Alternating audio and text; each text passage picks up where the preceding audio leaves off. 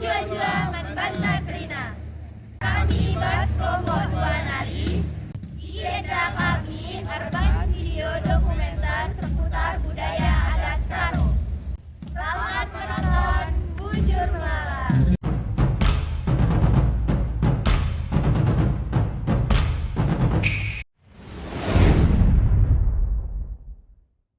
Karo merupakan salah satu suku yang berada di Pulau Sumatera, dan tepatnya berada di Provinsi Sumatera Utara.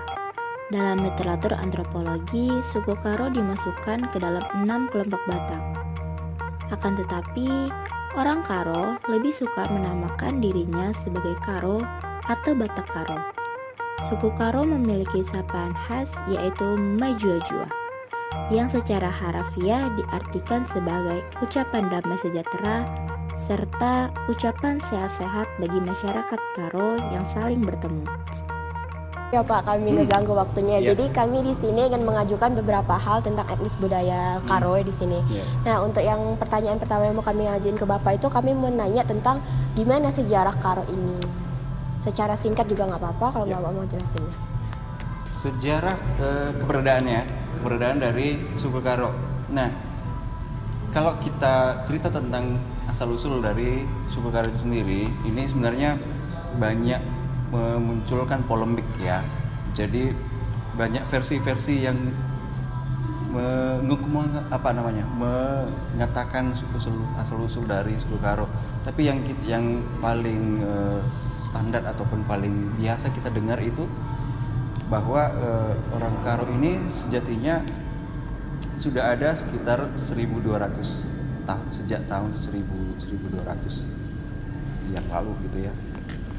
Atau bisa dikatakan eksisnya itu sama tuanya dengan suku Gayo yang ada di Alas. Nah, ada sumber yang mengatakan bahwa suku Karo ini berasal dari etnik Proto Melayu yang berkaitan dengan suku Mongol yang ada di Thailand dan Filipina.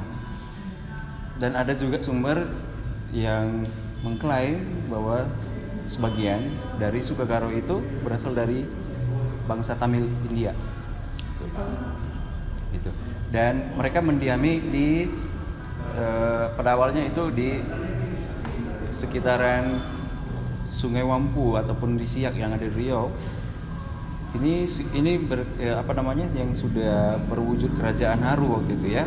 Kemudian semakin berkembang dan mereka suku Karo itu sekarang mendiami dataran tinggi, khususnya yang seperti di tiga kewedanan ya, seperti di Karo Jahe, Karo Gugung, dan Karo Singalor Lau.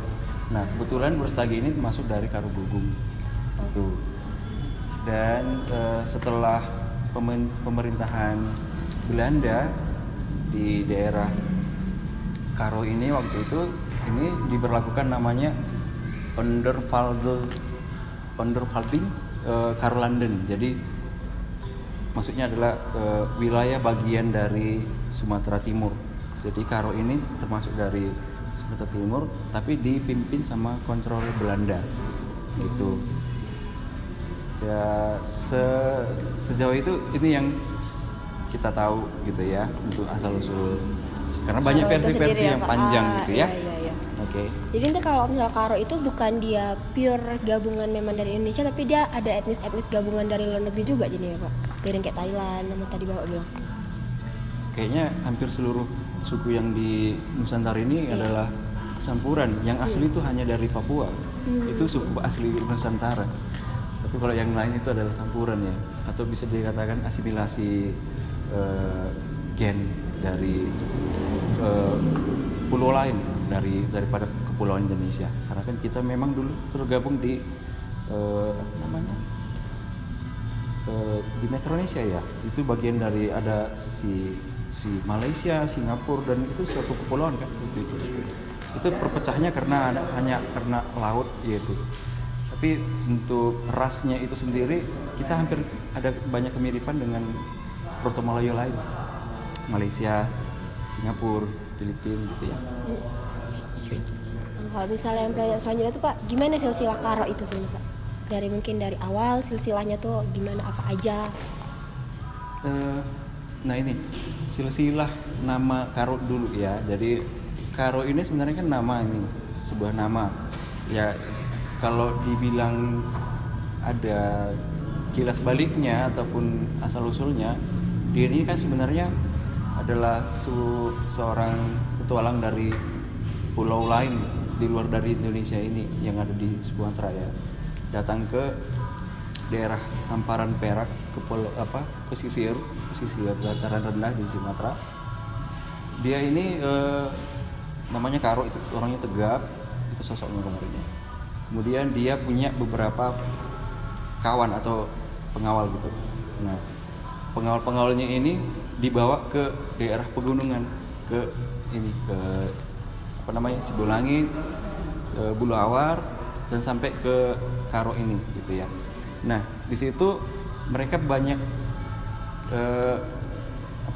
tinggal secara nomaden, berpindah-pindah dengan cara berburu, dan akhirnya ada yang tinggal menetap.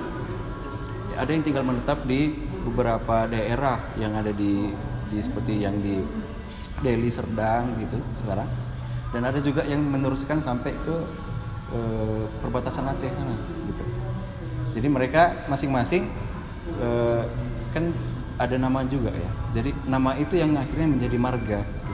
Nah, tapi yang paling besar ini pemimpinnya awalnya adalah Karo. Karo ini punya beberapa teman lain gitu ya. Ada yang si Ginting, ada si Tarigan, dan Parengangin. Nah, dan sebagian kecil Sembiring. Dan Sembiring ini agak lain sedikit ya. Karena dia ada yang memang benar-benar dari pendatang dari bangsa Tamil. Itu ya, seperti Sembiring Brahmana, Bering Cholia, Pandia, itu yang dari India. Kemudian diterima di sini, akhirnya dibentuk menjadi salah satu marga si-5 atau 5 induk marga besar gitu. Untuk di Karo itu ya Pak. Karena mereka kan hitam gitu ya. Sembiring itu kan artinya si yang hitam gitu.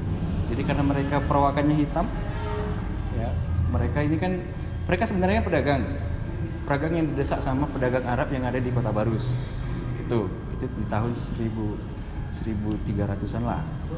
Didesak, akhirnya mereka naik ke sini, ke dataran Karo. Ada yang tinggal, ada yang diterima, dan ada yang juga pindah atau melanjutkan perjalanan. Dan mereka yang tinggal itu akhirnya diterima. Dan nama-nama Sembiring seperti Brahmana itu kan nama-nama kota tua, kota asal dia berasal, itu yang dijadikan marga juga sama dia. Akhirnya menjadi salah satu induk sub marga yang ada di Karo ini gitu ya. Kalau misalnya kegiatan masyarakat Karo di zaman dulu itu apa aja gitu Pak yang menjadi ciri khas mereka gitu? Oh, banyak ya. Kalau di Karo itu yang mayoritas itu petani itu ya pertama. Itu kegiatannya ya, itu kegiatan lain itu mereka berburu atau menangkap ikan, dan ada sedikit yang berdagang gitu ya. Tapi kalau di kehidupan kampungnya sendiri ya, di perkampungannya sendiri ada semacam kayak ini tugas harian yang tidak dibilang pun mereka akan lakukan gitu ya. Seperti kalau dia perempuan, anak-anak gadis dia, biasa mereka akan nanti selain mengurusi ternak atau rumah, membantu orang tuanya, dia akan membayu. Membayu itu seperti membuat anyaman tikar dari pandan gitu ya. Kemudian ada juga yang menenun gitu. Ada juga yang membuat kue gitu ya, atau penganan dia namanya cimpak. Mereka lakukan itu namanya nutulesung seperti yang di depan ini. Itu aktivitas perempuan di kampung waktu itu. Kalau si laki-laki dia relatif lebih santai. Karena kan waktu itu pekerjaan bertani itu justru lebih dominan dikerjakan oleh perempuan gitu. Jadi perempuan bebannya di Karo itu benar-benar menguras energi waktu itu ya, di zamannya itu. Jadi selain mengurusi rumah tangga, dia juga harus mengurus ladang. Sementara si bapaknya ngapain? Mereka akan bersantai di warung, kedai kopi tuh. Ya bisa bermain judi atau apa. Itu sangat lazim waktu itu ya. Ataupun mereka kalau tidak di warung, mereka akan biasanya berburu. Itu hal yang lazim. Dan sangat jarang sekali mereka akan membantu di ladang, sangat jarang. Karena sekarang ini kan justru lebih agak berbeda dan sedikit lebih maju lah ya. Jadi sedikit lebih seimbang kalau masalah pekerjaan atau aktivitas. Tapi memang dulu seperti itu ya, pekerjaan semua dibebankan sama perempuan. Makanya perempuan Karo, beban yang paling hebat itu mereka selalu buat itu di atas kepala. Makanya seberapa banyak beban hasil bumi itu semua ditaruh di kepala. Dan jadi yang di kepala itu hasil mereka sendiri gitu Pak, hasil panen. Iya. Dan mereka. itu diletakkan di atas tudung itu kan, dibawa gitu. Dan belum lagi tangannya menggendong seorang anak gitu ya. Ya begitulah hebatnya dulu seorang ibu di Karo gitu.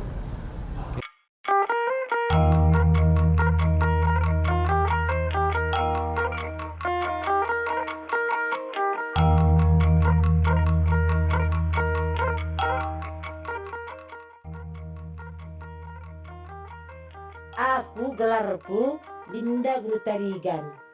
Aku tadi bas rumah Walau Jabu Ibras Tagi, daerah Sumpajaya, Kabupaten Karo, Sumatera Utara. Kau ini gelarna rumah adat enda Bi? Rumah adat enda gelarna rumah si Walau Jabu. Artinya bes rumah henda walau keluarga, walau kepala rumah tangga singia nisa. Bareda si Wahnari jena. Budari tadi sada. Sada bareda lit si perlu babana rumah nadai kembali. Pe rumah si Walau Jabu biskutena tadi sada nari nenta. Dah dunia deh, bocor-bocor. Ence Bi, tahun pegang nggak ingat do ibangun rumah enda? Adi ibangun lo kalau ku ingat. Coba bus ulang kunari berendang gomlit Jadi lau ku tahun 3 dibangun rumah henda. Ence kamu kita nara jenda Mi. Oi, galang-galang jenda ngak. Adik kamu ada kah tading jenda Bi? Tah dongnya sejarah rumah enda tah siti-siti dia. Ada sejarahnya ku tahu situ. Oke dah ya. Rumah si Adi Nai Bareda, rumah si Walau Jabu enda isi nakal walau keluarga. Adi Nai walau keluarga enda setiap mergana beda-beda. Setiap sada kepala keluarga iban lah ibarat dia kamar-kamar jadi walau lah rumahnya sada rumah. Adi Bareda bes rumahnya rumah Walau Jabu enda adi Bareda di panasehat na. Adi zaman sinai. Di kaya bagian si beloh honde. Di kaya pemimpin na. Lihat jabatan-jabatan. Di jabatan na Bareda di kaya bagian penerima tamu. Bagian iya di sini Adi Bareda lit pemimpin, lit penasehat, lit dia khusus untuk menerima tamu. Bagaimana ya lihat jabatan-jabatan na? Lihatnya tugas-tugasnya. Ada zaman Bareda pe sange waktu kami dengan J terem. Dami aku nanti skala Zita. Adi Bareda pe lagu lit bagi sinai di kepala lit pemimpin lang. Indah dunge deh. Dakam sekat-sekat kerine deh. Nanti dapur jumpa dapur.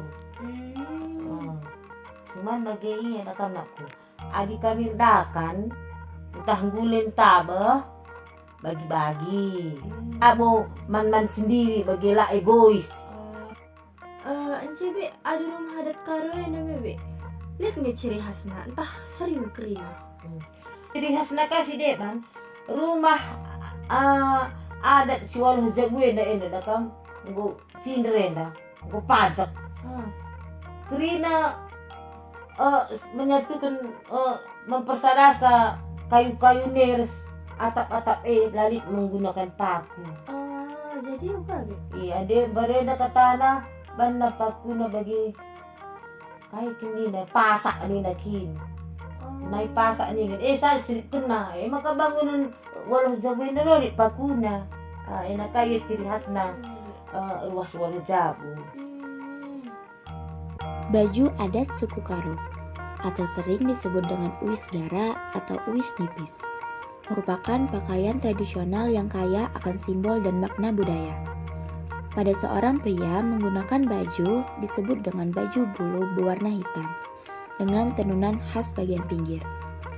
Lalu menggunakan uwis gara yang diselempangkan di bahu dengan warna tenun dominan merah.